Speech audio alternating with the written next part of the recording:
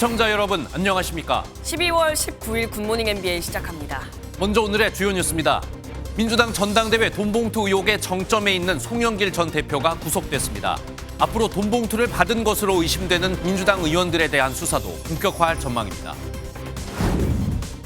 대구 부산고속도로 밀양대교에서 3중 추돌 사고가 나 한 명이 심정지 상태로 병원에 옮겨졌습니다. 강원도 평창의 한 식당 건물에서 불이 나는 등 화재도 잇따랐습니다. 이스라엘을 방문한 오스틴 미 국방장관이 군사작전 수위를 낮춰야 한다고 말했습니다. 이스라엘은 조만간 가자 지구를 나눠 하마스의 영향이 없는 지역부터 주민들을 복귀시키는 저강도 군사작전을 펼치겠다고 밝혔습니다. 신원식 국방장관이 MBN에 출연해 북한이 도발을 계속할 경우 참수작전 훈련을 옵션으로 고려하고 있다고 밝혔습니다. 북한의 잇따른 미사일 도발에 대한 경고로 풀이됩니다. 국민의힘이 당협위원장 연석회의를 열어 비대위원장 인선을 논의했지만 결론을 내지 못했습니다. 민주당에선 이낙연 전 대표의 신당 창당에 반대하는 서명에 의원 100여 명이 참여했습니다. 오늘도 평년 수준을 밑도는 강추위가 계속되겠습니다. 늦은 오후엔 중부지방을 중심으로 많은 눈이 예보됐습니다. 더불어민주당 전당대회 돈봉투 살포 의혹의 최종 수혜자로 지목된 더불어민주당 송영길 전 대표가 구속됐습니다. 법원은 손 전 대표가 혐의에 대해 일부 소명했고 증거인멸의 위험이 있다고 판단했습니다. 송 전 대표의 신병이 확보되면서 돈을 받은 것으로 지목된 민주당 의원 대란 수사가 본격화할 전망입니다. 이상엽 기자가 보도합니다. 재작년 더불어민주당 전당대회를 앞두고 현역 의원들에게 돈봉투를 뿌리는 데 관여한 혐의를 받는 송영길 전 대표에 대한 구속영장이 발부됐습니다. 법원은 송 전 대표가 불법 정치자금을 받았으며 당대표 경선과 관련한 금품 수수에 관여한 점이 소명됐다고 판단했습니다. 전당대회를 앞두고 송영길 캠프에서 뿌린 돈 가운데 6,650만 원은 송 전 대표가 알고 있었다는 검찰의 주장을 법원이 어느 정도 인정한 셈입니다. 또 송 전 대표가 수사 과정에서 보인 행동으로 볼 때 증거를 없앨 위험이 있다고도 판단했습니다. 송영길 전 대표의 구속영장이 발부되면서 돈봉투를 받은 것으로 의심되는 현역 의원들에 대한 수사도 본격화할 전망입니다. 특히 이미 강제 수사를 받은 임종석, 허종식 의원이 최우선 소환 대상으로 언급됩니다. 이와 더불어 검찰은 돈봉투가 뿌려진 걸로 알려진 재작년 4월 송 전 대표 지지 모임 참석 의원 21명의 명단도 이미 재판에서 공개한 바 있습니다. 돈봉투 의혹으로 이미 구속된 무소속 윤관석 의원에 대해 검찰은 징역 5년을 구형했습니다. 윤 의원에 대한 선고는 다음 달 31일에 이뤄질 예정입니다. MBN 뉴스 이상엽입니다. 검찰이 자녀 입시 비리 등 혐의로 기소된 조국 전 법무부 장관에게 항소심에서 징역 5년, 조국 전 장관의 아내 정경심 전 동양대 교수에겐 징역 2년을 구형했습니다. 검찰은 이 사건은 기득권층을 유리한 영향을 이용해 자녀들에게 특혜를 제공한 것에서 끝나지 않고 범죄 조작으로 자녀의 경력을 만들어준 것이라며 구형 이유를 설명했습니다. 앞서 열린 1심에서 법원은 조 전 장관과 정 전 교수에게 각각 징역 2년과 징역 1년을 선고했습니다. 가자지구 전쟁 양상이 바뀔 것으로 보입니다. 이스라엘이 지역을 구분해서 하마스가 소탕된 것으로 보이는 지역들은 작전 수위를 낮추겠다고 밝힌 건데요. 하마스 측은 즉각 휴전이 아니면 인질 석방은 없다며 노인 인질 모습을 공개했습니다. 주진희 기자입니다. 미국 오스틴 국방장관이 이스라엘과 하마스 전쟁 이후 두 번째로 이스라엘을 방문했습니다. 미국과 이스라엘은 앞으로 이번 전쟁의 양상이 달라져야 한다는 데 뜻을 같이 했습니다. How to transition from high intensity operations to lower intensity and more surgical operations. So we had great discussions on all of those. We will continue to operate in different levels of intensity according to the situation in the region, and we will be able to transition gradually to the next phase and start working on bringing back local population. 군사 작전의 수위를 낮춰야 한다는 미국의 의견에 이스라엘은 지역을 구분해서 하마스가 소탕된 것으로 보이는 지역을 중심으로 저강도로 넘어가겠다고 답한 것으로 보입니다. 또 미국이 팔레스타인과의 공존을 주장하면서 두 국가 해법을 말하자 이스라엘은 어떻게든 가자 지구를 통치하지는 않을 것이라고 답했습니다. 비슷한 시각 하마스 측은 이스라엘이 가자 지구에서 학살을 자행하고 있다며 레바논에서 기자회견을 열었습니다. إننا كذلك نجدد التأكيد أنه لا تفاوض حول صفقة تبادل الأسرى حتى يتوقف العدوان الصهيوني بشكل كامل. 그러면서 억류하고 있는 이스라엘 노인 3명의 인질 모습도 공개했습니다. 이들은 80살이 넘은 고령으로 이스라엘 측은 의료 도움이 필요한 사람을 인질로 잡는 잔인함이라고 강하게 비판 성명을 냈습니다. MBN 뉴스 주진입니다. 오늘도 어제보다는 낫겠지만 그래도 평년 기온을 밑도는 추위가 계속되겠습니다. 특히 경기도 북부와 강원도 내륙을 중심으로 아침 기온이 영하 10도 이하로 떨어지는 맹추위가 이어지고 있습니다. 늦은 오후부터는 수도권과 충청권을 중심으로 눈이 쏟아질 전망이라 퇴근길 운전에 유의하셔야겠습니다. 이번 한파는 오늘 목요일 서울의 아침 기온이 영하 14도까지 떨어지며 절정에 달하겠습니다. 북극에서 내려온 추위가 기승을 부리는 가운데 한파로 인한 피해도 곳곳에서 발생하고 있습니다. 수도권에서는 추위에 전동차가 고장나면서 시민들이 큰 불편을 겪었는데요. 평소 이용객이 많은 김포 골드라인도 열차 운행이 지연되면서 지하철 여간에서 부상자까지 발생했습니다. 박혜빈 기자가 취재했습니다. 승강장에 도착한 열차 출입문 쪽에서 타고 내리려는 승객들로 혼란이 빚어집니다. 가까스로 올라타 팔을 위로 뻗어보지만 출입문은 쉽게 닫히지 않습니다.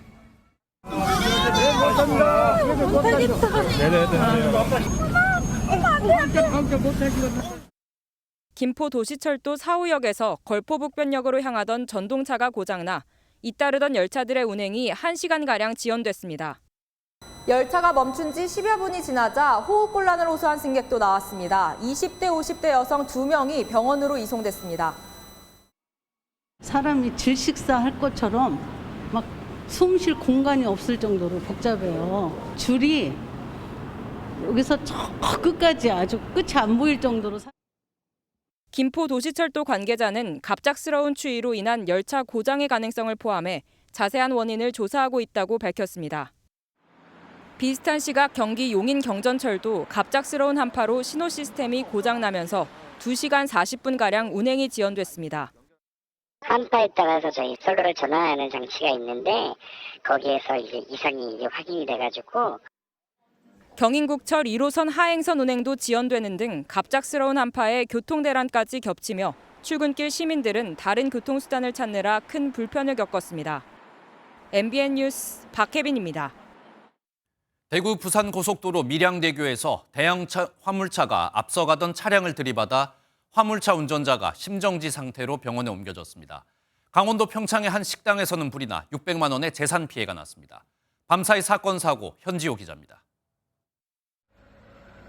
고속도로 한가운데 대형 화물차가 옆으로 쓰러져 있습니다. 막힌 차선을 피해 차들은 줄지어 서행합니다. 어젯밤 9시 40분쯤 대구 부산 고속도로 밀양대교에서 화물차가 앞서가던 차량 2대를 잇따라 들이받았습니다. 3중 추돌이었고요. 그 승용차하고 트레일러 이렇게 사고가 나 있었습니다. 이 사고로 화물차 운전자가 심정지 상태로 병원으로 옮겨졌고 다른 차량 운전자와 동승자 등 3명이 다쳤습니다. 앞서 오후 5시쯤에는 인천 김포고속도로 북항터널 구간을 달리던 화물차 엔진룸에서 불이 났습니다. 다행히 다친 사람은 없었지만 차량 화재로 약 6km 구간에 걸쳐 30여 분간 교통 정체가 빚어졌습니다. 안으로 불길이 새빨갛게 타오르고 위로는 잿빛 연기가 쉴 새 없이 피어오릅니다. 어젯밤 9시쯤 강원 평창군의 한 식당 건물에서 불이 나 3시간 만에 꺼졌습니다. 목조 건물이라서 그 초지는 좀 빨리 잡았는데 하나하나 해체하는 것도 있었고요. 장작도 많이 쌓여 있었고. 이 불로 600만 원의 재산 피해가 발생했습니다. 소방당국은 정확한 화재 원인을 조사하고 있습니다. MBN 뉴스 현지호입니다. 오늘 하루 중요한 일정을 소개해드리는 굿모닝 오늘입니다. 어떤 일정이 있는지 함께 살펴보겠습니다. 국민의힘 뉴시티 프로젝트 특별위원회가 오늘 김포시에 이어 구리시도 서울에 편입하는 내용을 담은 특별법을 발의합니다. 특위는 수도권 당협위원장 회의를 열고 논의를 이어나갈 예정입니다. 국회는 오늘 강도형 해양수산부 장관 후보자와 최상목 부총리 겸 기획재정부 장관 후보자를 대상으로 인사청문회를 엽니다. 강 후보자는 음주운전과 폭력 전과가 드러나 논란이 일고 있는 점과 최 후보자는 내년도 경제정책과 물가 안정 방안에 대해 질의가 집중될 전망입니다. 국민의힘이 내년 총선을 염두에 두고 영입하는 인사 9명을 발표합니다.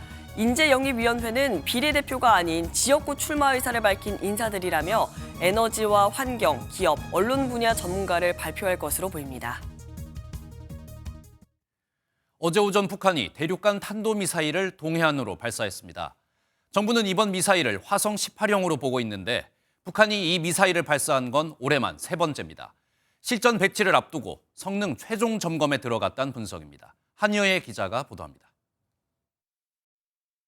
어제 오전 8시 24분쯤 북한이 평양 일대에서 대륙간 탄도미사일을 발사했습니다. 높게 솟아오른 미사일은 비행거리 1000km, 최고고도 6000km를 넘게 날아 약 73분 뒤 동해상에 떨어졌습니다. 정부는 이번 미사일을 고체 연료를 사용한 ICBM, 화성 18형으로 분석했는데 북한이 화성 18형을 시험 발사한 건 이번이 3번째입니다. 일본 방위성은 이번 발사가 최고고도 6000km를 넘는 만큼 발사 각도에 따라 미국 전역까지도 사정권에 둘 수 있다고 분석했습니다.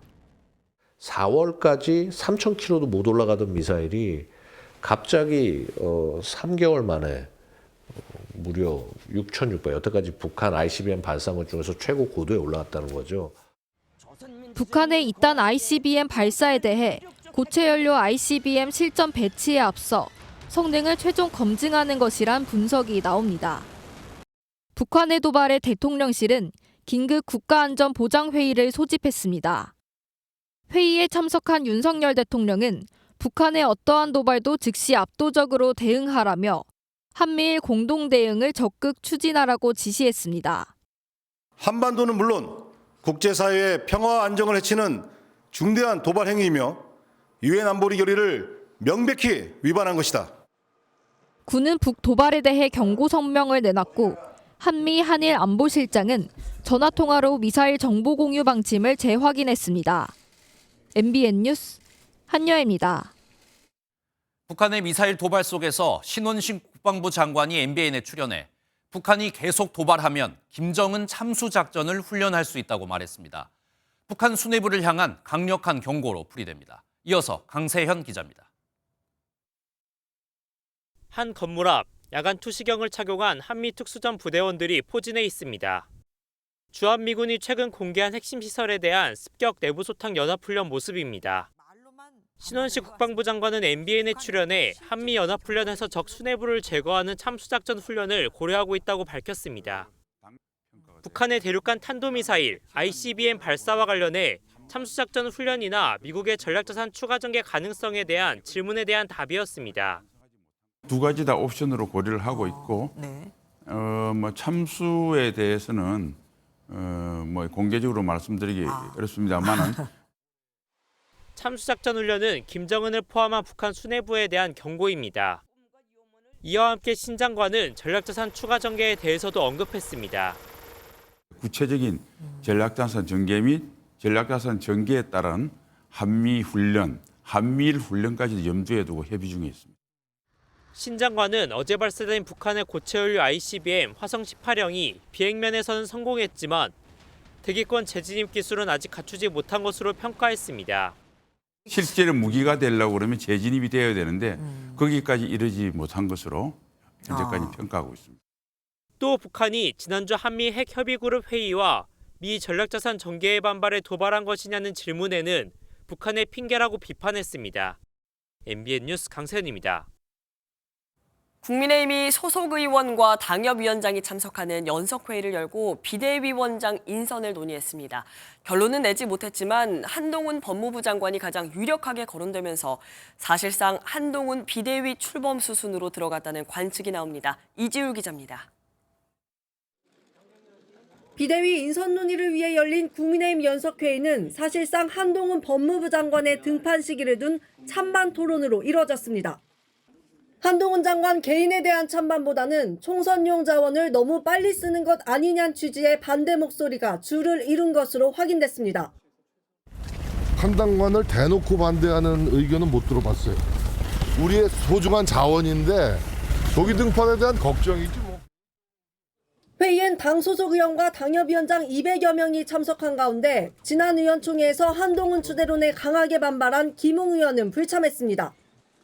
김 의원은 MBN과 통화에서 짜고 치는 고스톱이라며 의견 수렴이 아니라 결론을 정해놓고 대통령이 원하는 사람을 추대시키는데 연석회의를 사용하는 것이라고 비판했습니다. 수도권 당협위원장을 중심으로 대통령실과의 당정 관계를 우려하는 목소리도 나왔습니다. 특히 이제 김건희 여사 특검법 관련해서 한동훈 장관이 무슨 발언을 하든 다 이해충돌처럼 비춰지기 때문에 윤재욱 당대표 권한대행은 2시간 반가량 이어진 회의 끝에 결론을 내지 않고 절차를 더 거치겠다고 밝혔습니다. 필요한 절차가 조금 남아있기 때문에 시간을 많이 끌지 않겠다는 답변을 계속 드리고 있고요. 한동훈 장관이 예정했던 외부 일정을 돌연 취소하면서 국민의힘 비대위원장 차출과 맞물린 것 아니냐는 관측이 나옵니다. MBN 뉴스 이지율입니다. 더불어민주당이 이낙연 신당 창당 등으로 내홍을 겪는 가운데 이재명 대표가 김부겸 전 총리를 만나 백지장도 맞들어야 한다고 말하며 단합을 강조했습니다. 김부겸 전 총리는 당을 중심으로 큰 폭의 행보를 당부했는데 이낙연 전 대표의 포용을 시사한 것으로 보입니다. 이병주 기자입니다. 김부겸 전 국무총리가 김대중 전 대통령 다큐멘터리 영화 시사회장에서 만난 이재명 대표에게 당부한 건 당을 위한 더 큰 폭의 행보입니다. 이낙연 전 민주당 대표도 포용하는 단합을 의미한다는 설명입니다. 그동안 오랫동안의 그런 물줄기들을 흐름을 만드실 수 있도록 대표께서 더 노력해달라면 그런 취지를 말씀드렸습니다. 이재명 대표는 국민 기대에 어긋나지 않도록 힘을 합치겠다고 화답했습니다. 지금 상황에서 가장 중요한 것은 민주주의와 민생 경제의 퇴행을 막는 것입니다. 백지장도 맞들어야 되는 상황이어서 모두가 함께 힘을 합칠 수 있도록. 다만 김 전 총리의 더 큰 행보 주문에 대해선 답을 하지 않았습니다. 이른바 명락회동도 이루어지지 않았습니다. 이낙연 전 대표도 애초 참석할 예정이었지만 방송사 인터뷰를 이유로 시사회 참석 시간을 미룬 겁니다. 당 안에서는 분열을 막기 위해 이재명 대표가 이 전 대표를 만나야 한다는 요구도 계속되고 있습니다. 전직 총리와의 공개 행보가 이낙연 전 대표를 고립하기 위한 전략이라는 분석도 나오는 가운데 이재명 대표는 오는 20일과 28일 각각 김부겸, 정세균 전 총리와 만남을 추진 중입니다. MBN 뉴스 이병주입니다. 이낙연 신당에 대한 더불어민주당 내부 반발은 더 거세지고 있습니다.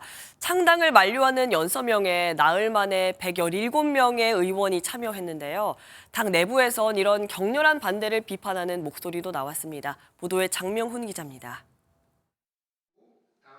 이낙연 전 대표의 신당 창당을 반대하는 연서명에 100명이 넘는 의원들이 참여하자 민주당 친명계 의원들은 예고대로 기자회견에 나섰습니다.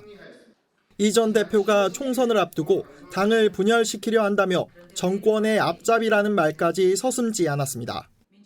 신당을 창당하겠다. 민주당이 대안 세력이 될 수 없다. 이렇게 얘기하는 것은 윤석열 정권의 앞잡이를 밖에 볼 수 없다라는 겁니다.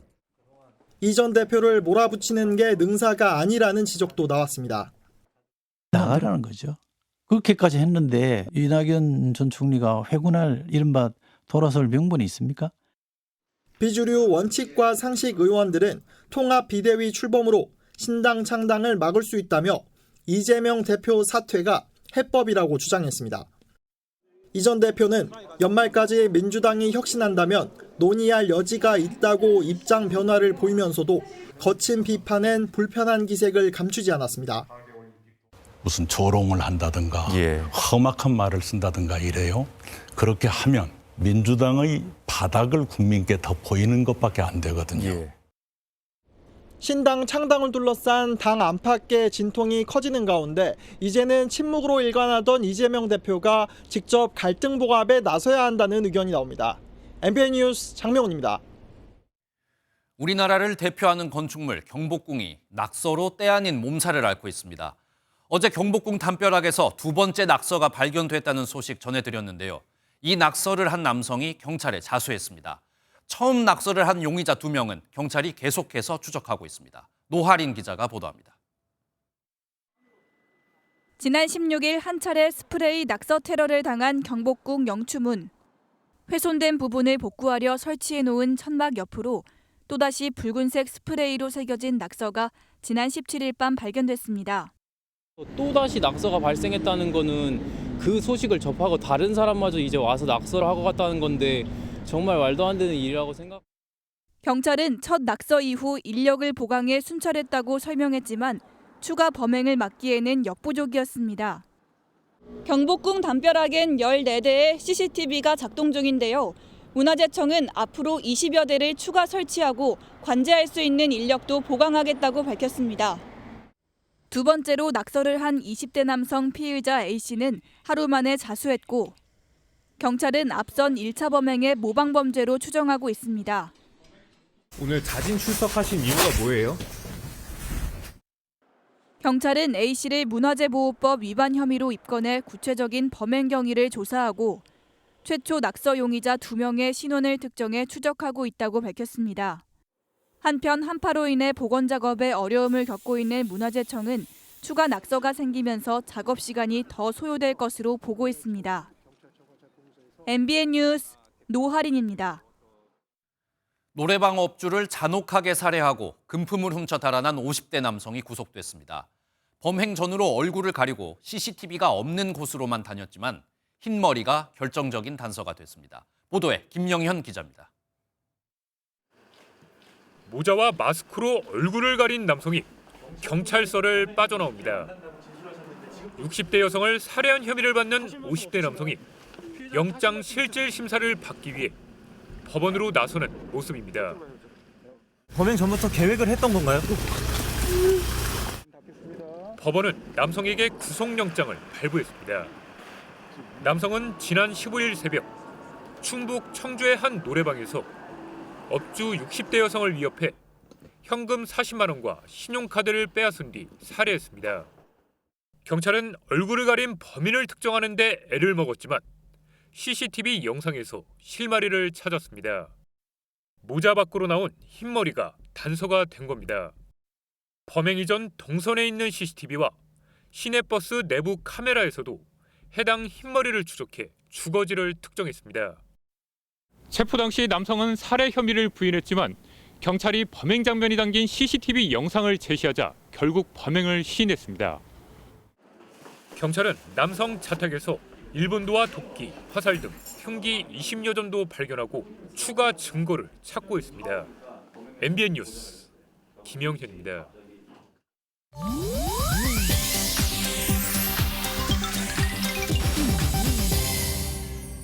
인터넷에서 화제가 되고 있는 소식들을 모아 전해드리는 인터넷 와글와글입니다.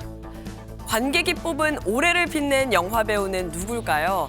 여론조사기관 한국갤럽이 11월 2일부터 12월 4일까지 제주를 제외한 전국 만 13세 이상 1,769명을 대상으로 올 한 해 가장 활약한 영화배우를 2명까지 물었는데요. 그 1위에는 바로 마블리 마동석 씨가 올랐습니다. 18% 지지를 얻었는데요. 마동석 씨는 올해 유일한 1,000만 관객 돌파 영화인 범죄도시 3의 제작, 기획, 주연을 맡아 활약을 했죠. 2위는 영화 콘크리트 유토피아에서 연기를 펼친 이병헌 씨가 14.6% 지지를 얻었습니다. 그리고 3위는 송강호 씨, 황정민, 이정재 씨는 공동 4위였습니다. 여자 배우로는 유일하게 밀수의 김혜수 씨가 6위에 이름을 올렸습니다. 그룹 동방신기 출신 박유천 씨가 데뷔 20주년 팬미팅을 엽니다. 동생인 배우 박유환 씨는 어제 SNS에 관련 포스터를 올리고 내년 2월 일본에서의 디너쇼 팬미팅 소식을 전했는데요. 2003년 동방신기로 데뷔한 박유천 씨는 2009년 소속사를 탈퇴해 다음 해부터 그룹 JYJ로 활동했죠. 하지만 2019년 필로폰 투약 혐의로 기소돼 징역 10월, 집행유예 2년을 선고받고 연예계 은퇴를 선언했으나 번복하고 주로 해외에서 활동하는 것으로 전해집니다. 또 최근 태국 고위공직자 딸이자 재력가인 여성과 열애설에 이어서 결별설이 불거졌는데요.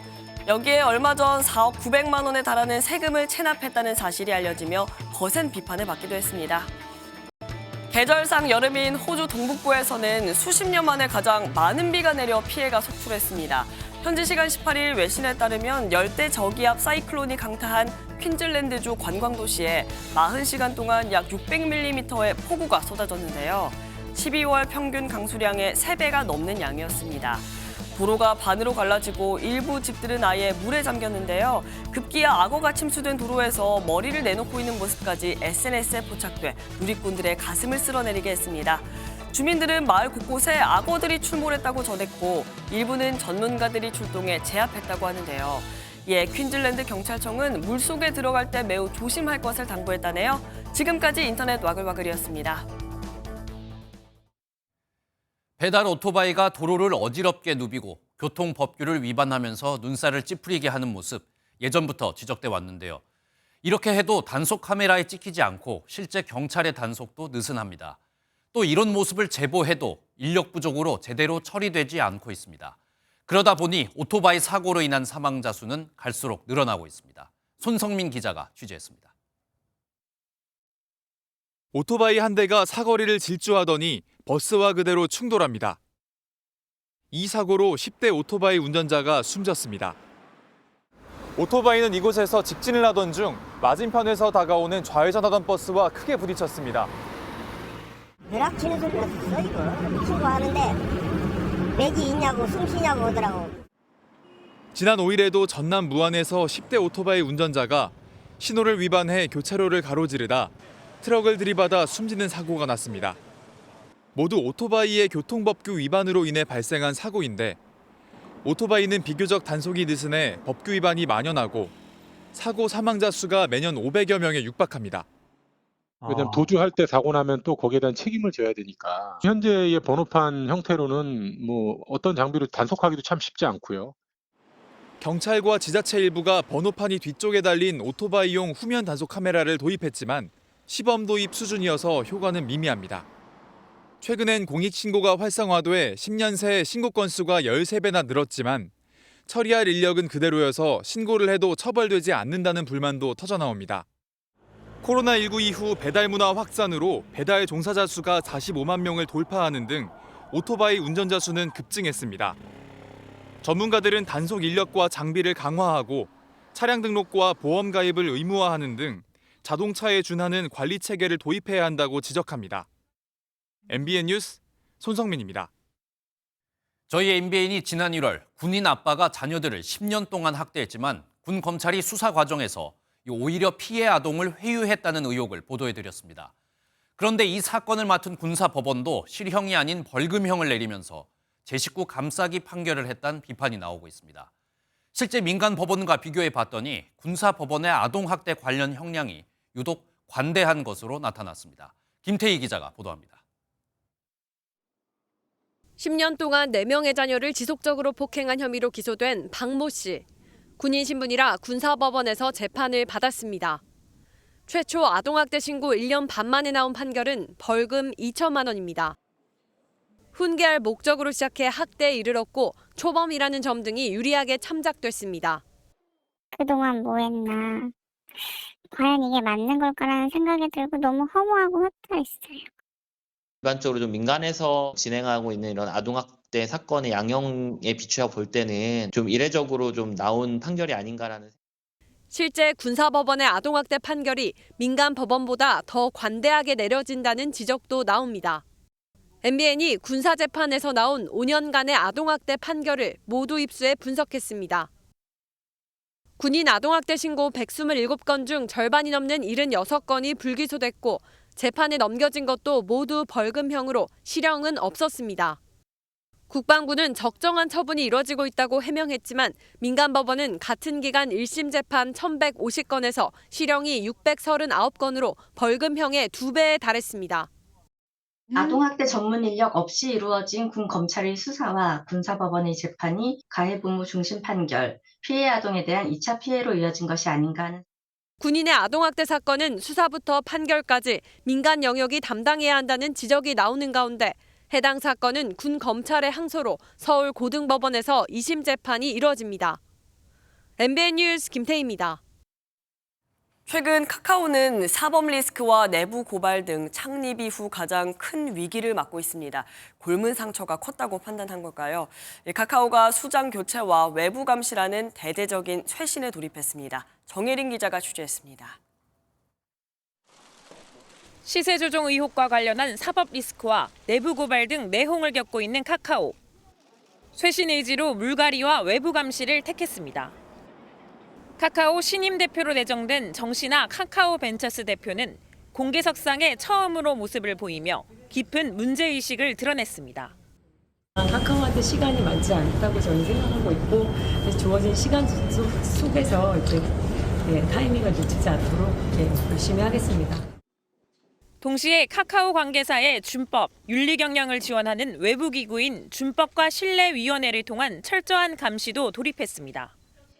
앞으로 카카오 주요 계열사들의 합병, 분할, 인수와 주식 대량 거래 시에도 준신이가 사전 검토합니다. 외형적인 성장에 치우쳐 사회에서 요구하는 기준과 눈높이를 맞추지 못했습니다. 인적 쇄신과 외부의 독립적인 감시를 통해 카카오 내부에 쌓여있는 문제점에 대한 재발 방지와 피해자 보호를 강화한다는 겁니다. 노조는 직원들의 참여를 요구하며 경영진을 압박하고 나섰습니다. 문제가 왜 생겼는지에 대한 성찰이 필요하다는 것입니다. 기존에 있던 문제가 됐던 사례들에 대한 원인을 잘 규명해서 문어발식 확장에 쌓여왔던 문제가 대대적인 쇄신으로 해결할 수 있을지 관심입니다. MBN 뉴스 정혜린입니다. 정부가 주식 양도세 과세 대상인 대주주 기준을 상향합니다. 지금까지는 10억 원이 넘는 주식을 보유하고 있으면 대주주로 분류돼 세금을 내야 했지만 기준을 더 올려서 세금 내는 대상을 줄이려는 겁니다.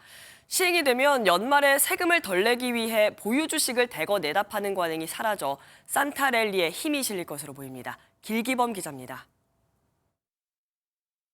지난해 12월 27일 증권시장에는 1조 5천억 원이 넘는 개인 매도 물량이 쏟아졌습니다.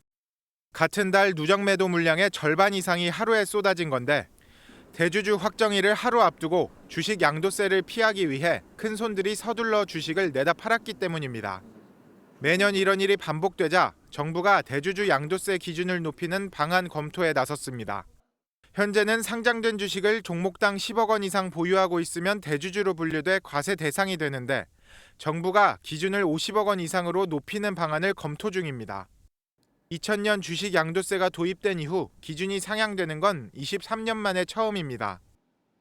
대주주 기준이 상향되면 매도 물량이 줄면서 연말 주식 시장의 변동성도 줄어들 것으로 전망됩니다. 실제 시장에도 반응이 나타났는데 2차 전지 등 개인 매수 상위 종목들이 급등하면서 코스닥 지수는 1.5% 오른 850.96의 거래를 마쳤습니다. 수급 악화 여지를 좀 막아줄 수 있다라고 하는 것, 그러니까 변동성이 다소 줄어든다는 측면에서는 개인 투자자들한테는 나쁘지 않은 혜택이라고 볼 수 있는 거죠.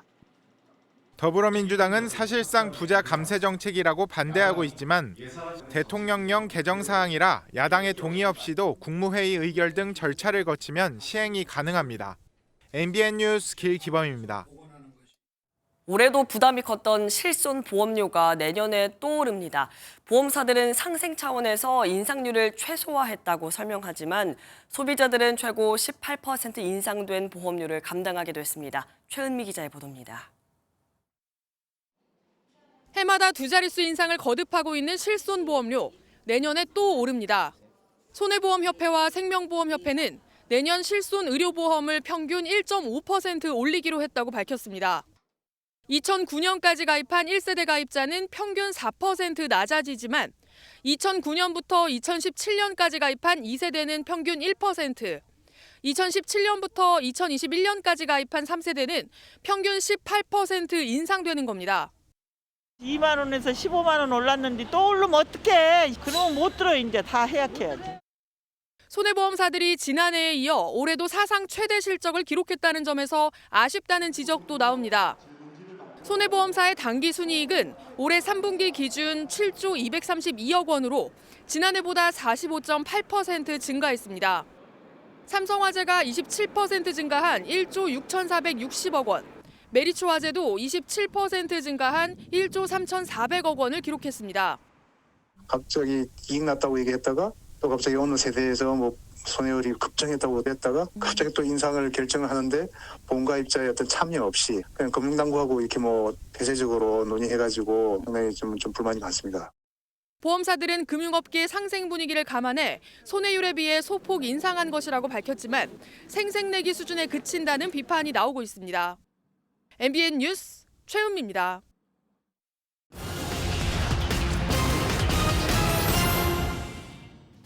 정부가 등유와 LPG 가스를 사용하는 취약계층을 대상으로 난방비 지원 신청을 받습니다. 내년 1월 19일까지 전국 행정복지센터에 신청할 수 있는데 최대 59만 2천 원까지 지원받을 수 있습니다. 지원받은 적이 있는 가구는 기존 발급카드를 그대로 사용하면 되는데요. 행정복지센터나 한국에너지공단 콜센터로 문의하시면 됩니다.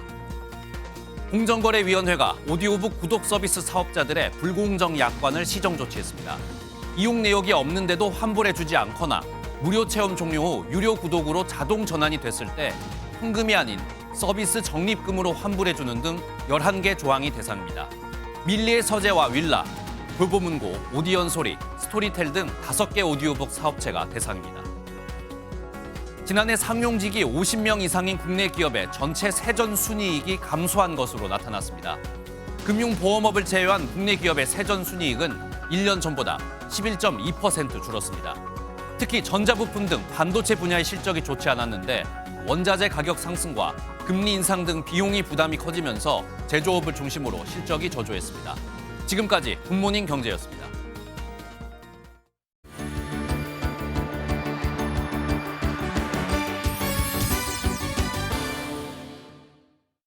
굿모닝 월드입니다. 멀리 남미 과테말라에는 조금 일찍 크리스마스가 찾아왔습니다. 아이들이 손꼽아 기다리던 산타클로스가 나타났는데 글쎄 굴뚝이 아니라 하늘에서부터 뚝 떨어졌다고요? 남미 과테말라의 수도 과테말라시티 교회. 한 남성이 철로 위에서 부지런히 변신을 마칩니다. 굴뚝이 아닌 하늘에 닿을 듯 높디 높은 철길에서부터 강림하는 산타에게 아이들의 환호성이 쏟아지는데요. 공수부대원을 방불케 하는 솜씨로 줄을 타고 내려오는 이 남성의 원래 직업은 다름 아닌 소방관입니다. 올해 나이 77세, 벌써 26년째 지역에 도움이 필요한 아이들에게 선물을 나눠주고 있다고요. 선물들 역시 전국에서 진행된 소방서 모금 운동으로 마련됐다고 하는데요. 붉은 옷의 소방관들, 이날만큼은 모두가 산타클로스라 불려도 손색이 없겠죠. 태국의 한 들판에는 미스터리 서클을 떠올리게 하는 대형 고양이가 등장했습니다. 궁금한 마음도 잠시 하나같이 귀여운 모습들의 미소부터 지어지는데요. 자, 누가 왜 만든 걸까요? 태국 북부 치앙라이의 한 농촌. 논밭에 누운 고양이들이 하늘에서부터 시선을 사로잡습니다. 똘망똘망 눈망울을 자랑하는가 하면 좋아하는 생선을 안고 논 위에 잠들었는데요. 다양한 색깔의 쌀 품종을 이용해 그려낸 고양이들입니다. 드론과 GPS를 활용해 먼저 스케치를 마치고 색색의 무지개 별을 일일이 손으로 심었다고요. 식량에 그쳤던 쌀에 부가가치를 더해 관광 요소로 발전시키고 싶었다는 게 프로젝트를 기획한 농부의 설명입니다. 좀 더 잘 내려다볼 수 있도록 현재 전망대도 설치 중이라고 하니 곧 이 고양이들은 더 유명해질지도 모르겠네요. 교회 개혁에 박차를 가하면서도 계속해서 제기되는 건강 이상설로 우려를 낳았던 오란의 프란치스코 교황. 지난 주말은 교황의 87번째 생일이었는데요. 많은 축하와 걱정 속에 생일 파티가 열렸습니다. 교황 앞에 놓이는 커다란 케이크. 지난 주말 87번째 생일을 맞은 프란치스코 교황을 위한 건데요. 바티칸 바오로 6세 홀, 많은 신자들이 모인 가운데 교황의 생일 파티가 열렸습니다. 곳곳에 내걸린 현수막, 아이들의 목소리로 트럼펫 연주로 생일 축하 노래가 끝도 없이 울려 퍼졌는데요. 올해 건강 문제가 불거지며 2번이나 큰 행사를 취소한 바 있는 프란치스코 교황. 고령의 경무로 우려가 쌓이고 있지만 아직 은퇴 계획은 없다는데요. 이날 바티칸은 그저 교황의 건강을 바라는 신자들의 마음으로 가득했습니다. 굿모닝 월드였습니다. 한국앤컴퍼니그룹의 형제 간 지분 다툼이 격화되는 가운데 장녀도 경영권 분쟁에 뛰어들었습니다. 양측의 대응에 따라 지난주 급락했던 주가가 어제는 또 급등하면서 투자자들의 주의가 요구되고 있습니다. 보도에 박통일 기자입니다. 지난주 금요일 한국 타이어 지주회사 한국앤컴퍼니는 25% 넘게 급락한 15,850원에 마감했습니다.